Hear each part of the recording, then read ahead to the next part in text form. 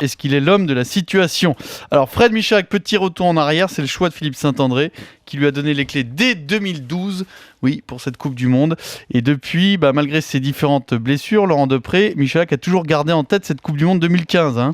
Oui, c'est même l'histoire d'une obsession. Depuis 2012, et Philippe Saint-André, en tournée en Argentine, il lui confie les clés du camion bleu. Depuis, les blessures, les coups d'éclat et aussi les coups bas sont passés par là. Mais Frédéric Michalak, devenu Toulonnais, s'est vu conforté par Saint-André cet été, intronisé ouvreur et buteur numéro 1.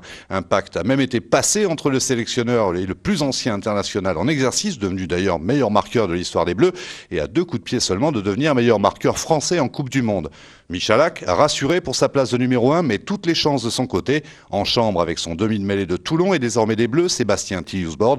Des séances de coups de pied, en veux-tu, en voilà. Michalak joue retour vers le futur et ne veut rien regretter cette fois-ci.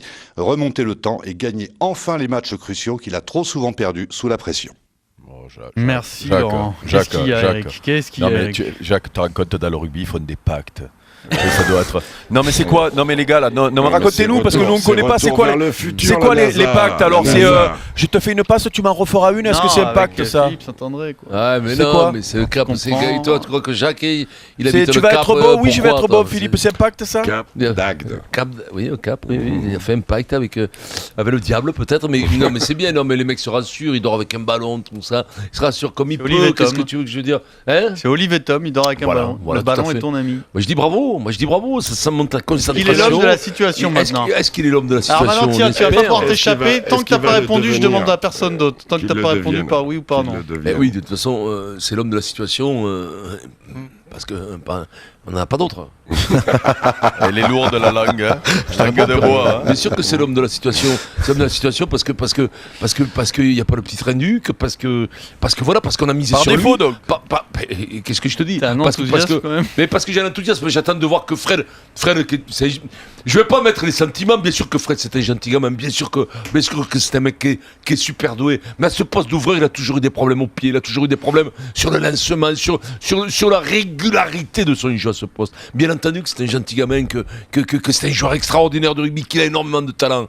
Mais là on parle du poste d'ouvreur, on parle pas d'un pauvre poste d'ailier du Racing. Oui, Philippe, t'es là ? Non, mais si, en même temps, s'il a un pied dans l'eau et un pied en l'air, ça donne quand même quelque chose qu'on connaît. Peut-être. Il peut danser le bolo. Un pied en l'air, un pied dans l'eau. On va danser le bolo. La bamboula, le grand numéro. Tout va bien en France. Tout va bien en France. Richard, est-ce qu'on a un ouvreur à même de nous faire gagner la Coupe du Monde ? Ouais, bon, c'est vrai qu'il a été influencé par Johnny Wilkinson maintenant, il l'a dit. Donc peut-être maintenant avec le maître anglais, il a pris des choses. Non, je pense que Vincent est très sévère à parler du jeu au pied de Michalak. Et c'est vrai que vous vous rappelez en 2003 le quart de finale contre l'équipe d'Angleterre, et c'était catastrophique pour lui. Je crois qu'il a raté 4 tentatives sur 5. Je parle du jeu de déplacement surtout. Oui, d'accord, mais également dans ce match, il était catastrophique. Ça marquait les esprits, mais il a beaucoup amélioré depuis 2003. C'est vrai, ce n'est pas Dan Carter, mais il y a très peu de Dan Carter. Non, c'est vrai que c'est parmi les meilleurs joueurs du monde à son poste, mais c'est peut-être 10e. Tiens, il y a une question pour toi, Vincent, de Rome 1 sur Twitter. Vincent, est-ce que tu as déjà passé un pacte avec Bernard ? Ouais, personne ne balance personne. Jacques, qu'est-ce que tu en penses de Michalak ? L'homme de la situation ou pas ? Je lui souhaite d'abord. Bien sûr qu'on lui souhaite. Je veux dire, en ce moment, on lui met peut-être trop de pression aussi parce qu'il n'a pas de référence. Je suis désolé, que ce soit en club ou en équipe de France depuis quelques années. Frédéric, il joue peu avec Bernard. Il était remplaçant avec Bernard Laporte à Toulon. Maintenant blessé, oui, mais enfin un peu remplaçant aussi. Il n'y a pas de remplaçant avec Bernard, les gars. Oui, c'est vrai ça, mais bon. Il y a des mecs qui jouent pas, quoi. Maintenant, il n'a pas de référence au très haut niveau depuis un moment. Maintenant, je lui souhaite de tout cœur, parce que c'est un mec bien, parce que il a son cursus toulousain, parti en Apsus, Perpignan, Toulon, tout ce que tu veux. Mais bon, voilà, moi je lui souhaite, mais bon, il y a prise de risque, c'est une incertitude. C'est une incertitude totale. Thomas Lombard. Thomas qui était bon ouvreur quand il jouait en 10, Thomas. Ouais. T'es très con. T'avais le Nordica à la place du pied droit. Tu es comment avec les pieds, Thomas? J'ai 2 croissants à la place des pieds. Ça te va? Ça, c'est terrible, ça. C'est bien le matin. Donc, moi, je le dis, c'est pas comme d'autres, mais Non, mais moi, non, je sais. concernant Fred, il fait partie de cette classe de numéro 10 dont la performance reste conditionnée parce qu'il est bon lorsque son paquet d'avant avance et lorsque les joueurs qui sont censés franchir joue derrière la ligne d'avantage. À partir de là, il est parmi l'un des meilleurs joueurs au monde. Mais il n'a pas, je dirais, cette double casquette qu'ont les énormes numéros 10, peut-être que sont Carter ou Wilkinson, c'est-à-dire de pouvoir jouer aussi bien avec du temps que sous la pression. Et c'est vrai que si on a une équipe de France qui est en difficulté par rapport à sa conquête ou en difficulté par rapport à sa capacité à avancer, eh ben on aura peut-être des difficultés parce que le jeu au pied, c'est pas l'arme favorite de Fred Michalak, en tout cas le jeu au pied d'occupation. Et que parfois sous pression, il prend un peu trop de risques.